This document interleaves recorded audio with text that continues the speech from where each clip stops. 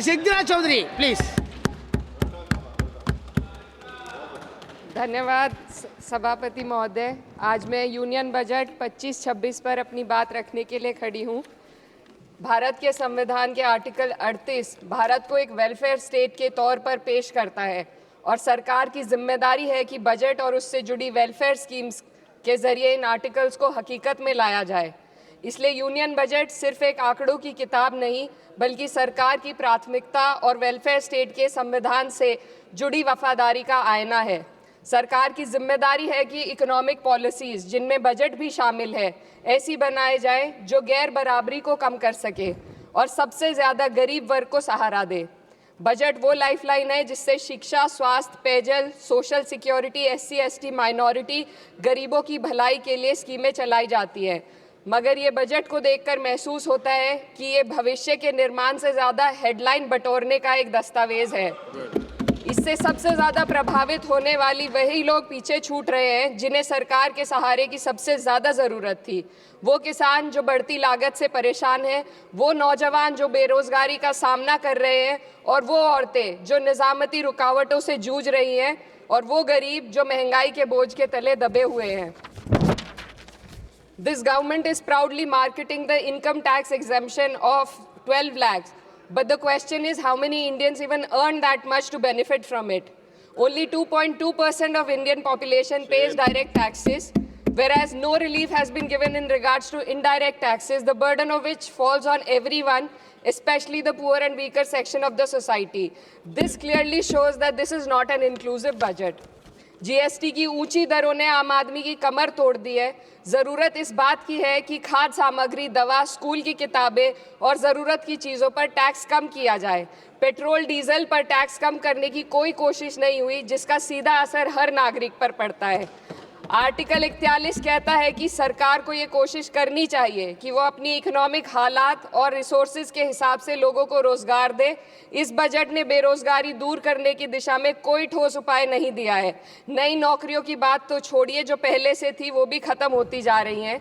Skill development programme के नाम पर करोड़ों खर्च किए जा रहे हैं, मगर सवाल ये है कि ट्रेनिंग लेने के बाद कितने नौजवानों को असल में नौकरी मिल रही है।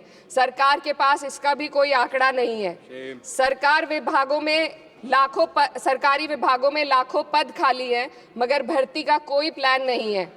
आर्टिकल 45, जिसके द्वारा सरकार की जिम्मेदारी है कि हर बच्चे को 6 साल की उम्र तक फ्री और ज़रूरी तालीम मिले ताकि उनका बुनियादी तालीमी डेवलपमेंट सही से हो सके, जिसको संसद ने शिक्षा का अधिकार अधिनियम बनाकर और भी मजबूती दी थी, परंतु इसकी ज़मीनी हालत क्या है वो किसी से छुपी नहीं है। नगरीय क्षेत्रों में सरकारी स्कूलों में शिक्षक ना होने की वजह से स्कूल बंद हो रहे हैं तथा दूरस्थ ग्रामीण क्षेत्र के स्कूलों में टीचर ही नहीं पहुंच पा रहे हैं। सरकार कह रही है कि डिजिटल इंडिया और AI से तालीम का इंतज़ाम होगा, मगर ज़रा ज़मीन पर देखिए, उत्तर प्रदेश में सिर्फ 22% सरकारी स्कूलों में कंप्यूटर है। मेरे संसदीय क्षेत्र कैराना में कई सरकारी स्कूल शिक्षक ना होने की वजह से बंद हैं और मदरसा एजुकेशन के बजट में 57% की कटौती कर दी गई है। क्या यही सबका साथ सबका विकास है? इसी तर्ज पर अस्पताल हैं जहां पर डॉक्टर नहीं है। आर्टिकल 47 अच्छी सेहत और ज़िंदगी के स्टैंडर्ड को बेहतर बनाने की आवश्यकता पर जोर देता है। राज्य की जिम्मेदारी है कि लोगों की सेहत और उनके वेलबींग को बेहतर करने के लिए ज़रूरी कदम उठाए, लेकिन हकीकत यह है कि इस बजट का सिर्फ 2% ही आम जनता तक पहुँच पाता है। शामली ज़िले में 84 डॉक्टर की पोस्ट स्वीकृत है, मगर सिर्फ 29 डॉक्टर काम कर रहे हैं और गायनोकोलॉजिस्ट मात्र 1 है। दवाइयों की कीमतें बढ़ती जा रही हैं, मगर गरीबों के लिए कोई राहत नहीं है। सरकार ने महिलाओं के लिए बजट बढ़ाने का दावा किया, मगर 81% इसका बजट सिर्फ पोषण योजनाओं में डाला गया है। महिलाओं के रोजगार, उनके इकोनॉमिक इंडिपेंडेंस और सुरक्षा के लिए कोई ठोस योजना नहीं बनाई है। बेटी बचाओ बेटी पढ़ाओ का बजट घटा दिया गया, जिससे साफ है कि ये सिर्फ नारेबाजी थी और कुछ नहीं। किसानों की बदहाली हम सबके सामने है, लगातार चलती आ रही है। 2016 में कहा गया था कि 2022 तक किसानों की आमदनी दोगुनी होगी, मगर 2025 आ गया और एमएसपी पर कोई ठोस गारंटी आज भी दी नहीं गई है। गन्ना किसानों का बकाया अब तक नहीं मिल पा रहा है, और तो और उत्तर प्रदेश में अभी तक गन्ना मूल्य भी तय नहीं किया गया है। डीएपी, यूरिया और खाद की कमी से परेशान किसान आज भी सड़क पर प्रदर्शन कर रहे हैं।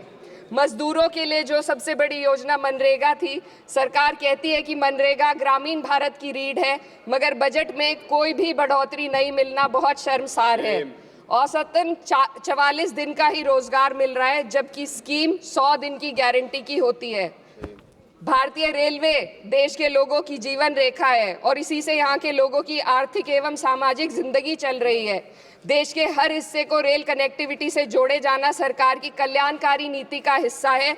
मेरे संसदीय क्षेत्र कैराना के रेलवे से जुड़ी 2 मांगे लंबे समय से लंबित हैं। दिल्ली शामली सहारनपुर रेल लाइन का दोहरीकरण और पानीपत शामली मेरठ लाइन का सर्वे अति शीघ्र ही कराए जाने की बहुत पुरानी मांग को बजट में शामिल किया जाना चाहिए। देश भर में बिजली की दरें बेहद असमान हैं। उत्तर प्रदेश में ये दरें बहुत ज़्यादा हैं। देश भर में एक समान बिजली दरें लागू करने का प्रावधान किया जाए। रिवैम्प योजना में हर घर तक बिजली पहुंचाने के लिए एलटी लाइन बनाने का प्रावधान भी जोड़ा जाए। कृषि उपकरणों व खाद डीएपी को जीएसटी से मुक्त किया जाए। किसानों की एमएसपी की मांग को पूरा करने के साथ साथ उत्तर प्रदेश के किसानों को गन्ना मूल्य निर्धारण पिछले वर्ष से बढ़ाकर किया जाना बेहद जरूरी है। जनपद शामली व मुजफ्फरनगर को एनसीआर में तो शामिल किया गया है, परंतु वहां पर कोई विकास नहीं हुआ तथा उसको कोई भी लाभ नहीं मिला है। वहां के लोग सिर्फ प्रदूषण के बाध्यकारी नियमों से परेशान हैं, इसलिए दोनों जनपदों को एनसीआर की सीमा से बाहर किया जाना चाहिए।